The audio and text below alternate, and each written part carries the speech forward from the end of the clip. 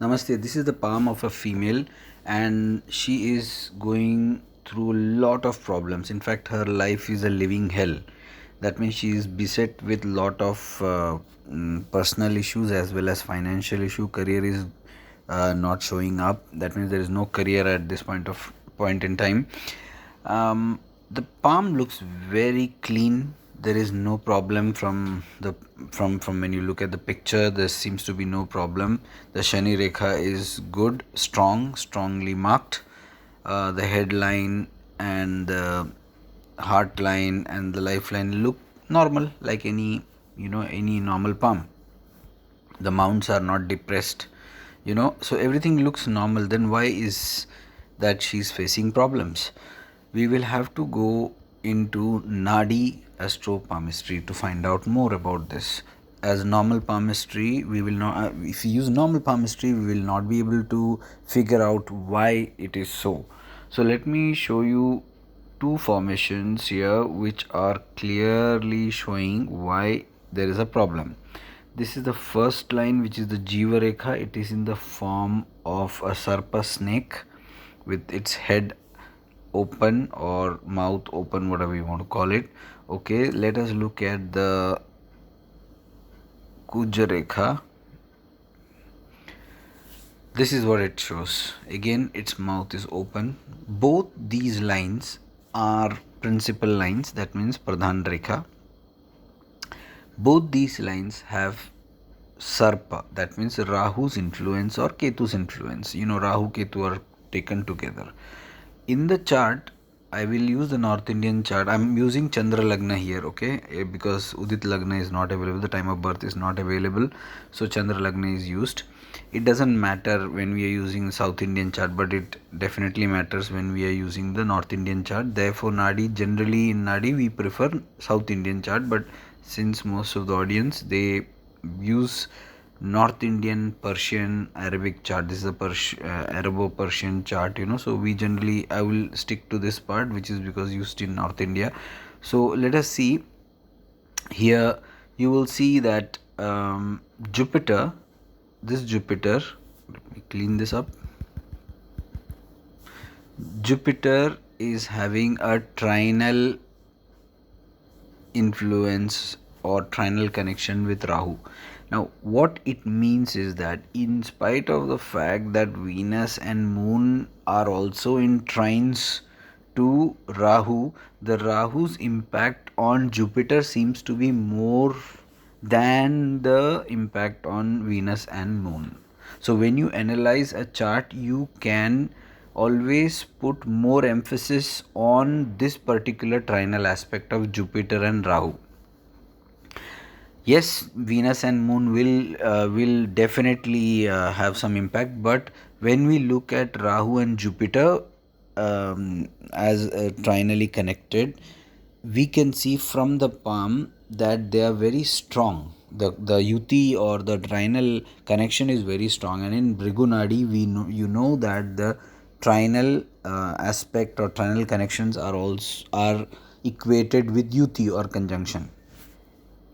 Okay, so this is one important part.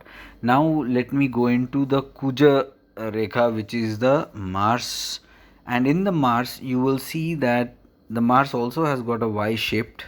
These two are Y shaped, isn't it?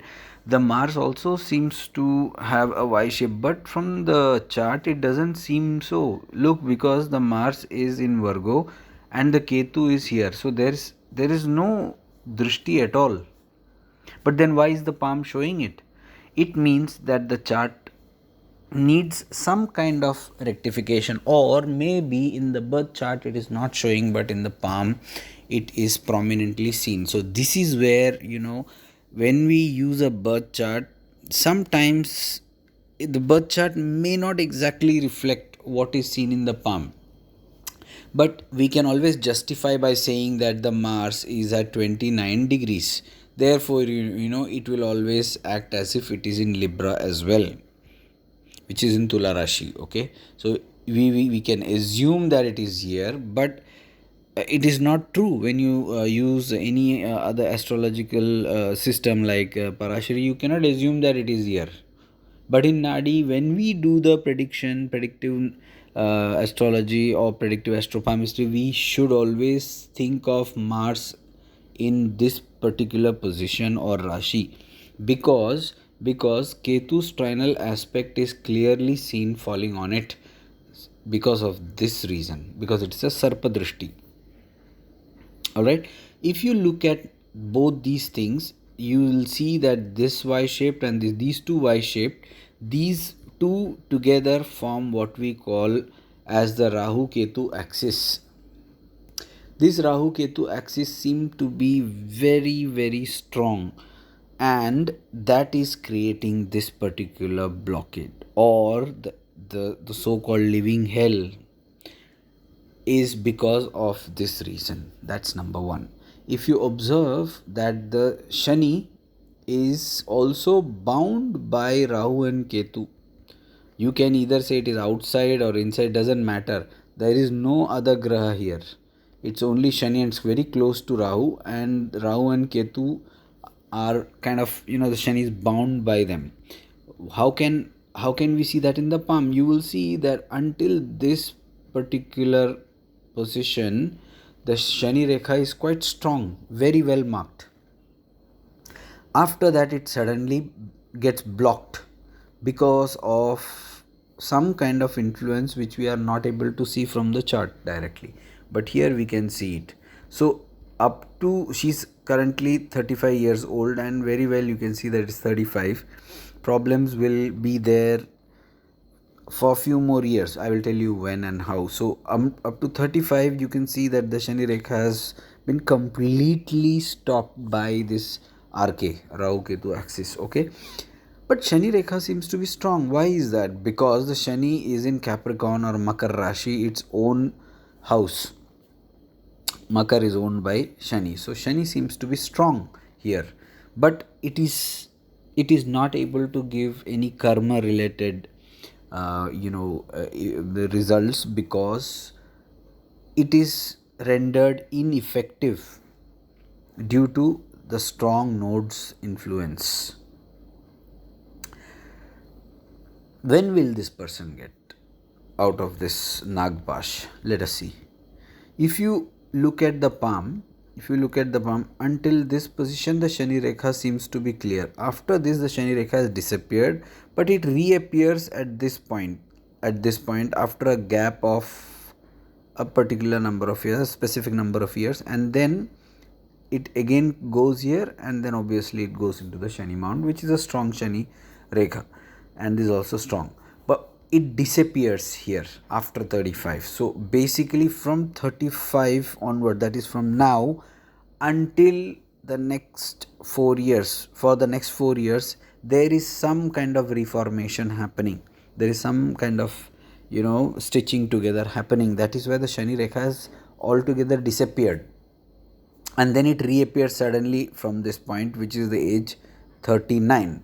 So from the age 39, the native will definitely start observing positive changes in her life, definitely, because the Shani Rekha has become strong. And more so, if you look at this part, at this point, there are subsidiary Shani Rekha, those are running parallel or trying to converge into the main Shani Rekha. So they are providing strength, like tributaries of a river. They are trying to contribute their own resources towards strengthening the Shani Rekha that has suddenly appeared at the age of 39. Both these things point towards some positivity.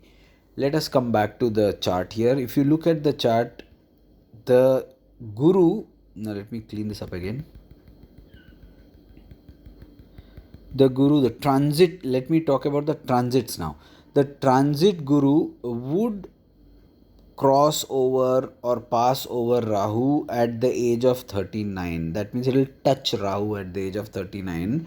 Basically, it will be here, okay, at the age of 39. When the native turns 39, the Jupiter will be on Rahu, and the Shani would have crossed over to Taurus, definitely after 37 and a half, it would be here. The Shani would be here. The Saturn would be here, and it would have crossed over the trinal, you can say, the trinal trap of Rahu after 37 and 37.5, but it will still not give the kind of results that you or me would expect it to give, because this is the transition period, that is when Jupiter is still bound, Jupiter is still here, it is not reached the Rahu. It has to either pass over Rahu or cross Rahu for it to give success, because after it crosses Rahu, it will touch Shani, which is the karma.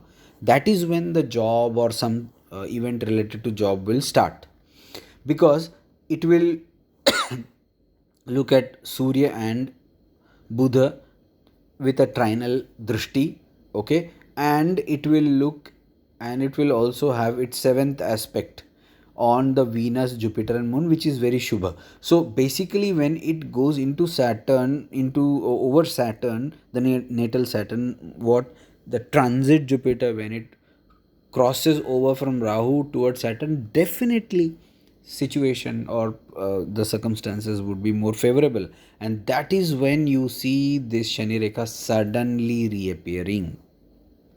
I hope this analysis is useful. The way I've analyzed, you found some points here which you can correlate with the chart.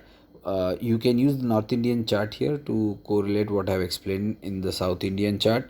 But basically, I'm only using two transits here to show you. There are other transits we use, but right now, because we have to just explain, I had to just explain the Shani Rekha and also the age 39. I use the basic transit of Jupiter. I haven't used the rounds of Jupiter. If you want me to use that, I can show you quickly why the rounds of Jupiter also need to be used.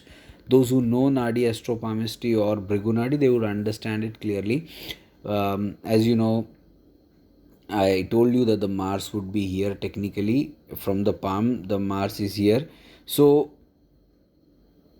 what happens is, this is the first, second, and third round is what, that is 36 years, right? So after 36th year, situation would improve. 37, 38, 39. That means from 36, 37, 38, 39, this is the age 39 when the Jupiter's progress Jupiter would reach here as per the rounds. This is the second way of looking at it. First is transit, second is round.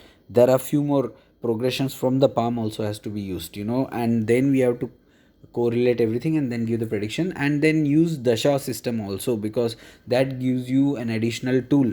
That is an additional tool to validate the results. But the dasha, if you remember, I told you, you cannot use the same dasha what you are using by using this Lahari Ayanamsha dasha, because the moon's degree are not clear. We need to modify the moon's degrees, longitudes basically, and then we have to change the dasha. We have to manually calculate the dasha, so dasha would change, the sequence would definitely change. It will never match. Most of the times it doesn't match what is given in the Lahiri Ayanamsha. Okay, so this is something which you should be very careful when you are doing Nadi astropalmistry. Forget about what these Vedic astrologers tell you. They won't be able to predict exactly why this is happening. We can do that because of the palmistry knowledge we have. They will give all sorts of excuses. Oh, this could have happened, D30, D90, D5000, D100, all these things they will start telling. So don't believe in those things. What you see, you should tell. You are able to see this, it is a proof, correct, and that needs to be matched with the natal chart and the transit chart and the progress chart, as well as the progressed Jupiter, progressed Saturn. These are very different. They're different from transit Saturn or the rounds of Saturn. These are completely, these three aspects have to be used, and we have to calculate the dasha, adjusted dasha. These 4-5 things are very important before giving a final prediction. I hope things are very clear to you. Thank you.